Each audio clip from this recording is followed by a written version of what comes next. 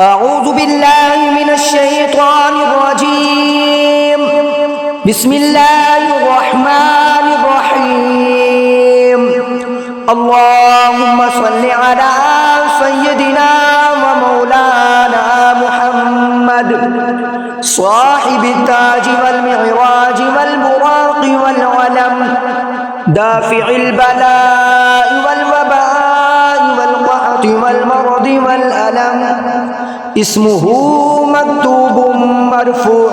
مشفوع منقوش في اللوح والقلم سيد العرب والعجم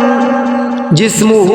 مقدس معطر مطهر منور في البيت والحرم شمس الضحى بدر الدجى صدر العلا نور الهدى كافي الورى صباح الظلم جميل الشيم شفيع الأمم صاحب الجود والكرم والله عاصمه وجبريل خادمه والبراق مركبه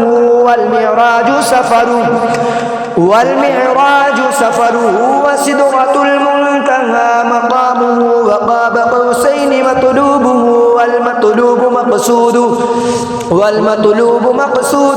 والمقصود موجوده سيد المرسلين خاتم النبيين شفيع المذنبين أنيس الغريبين رحمة للعالمين راحة العاشقين مراد المشتاقين شمس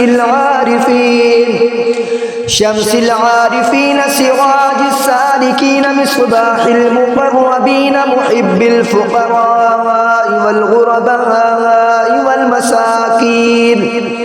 والمساكين سيد الثقلين نبي الحرمين إمام القبلتين وسيلتنا في الدارين صاحب قاب قوسين محبوب رب المشرقين ورب المغربين جد الحسن والحسين مولانا ومولى الثقلين أبي القاسم محمد بن عبد الله نور من نور الله يا أيها المشتاقون بنور جماله بلغ العلا بكماله كشف الدجى بجماله حسنت جميع خصاله صلوا عليه وآله وأصحابه وسلموا تسليما آمنت بالله صدق الله العظيم.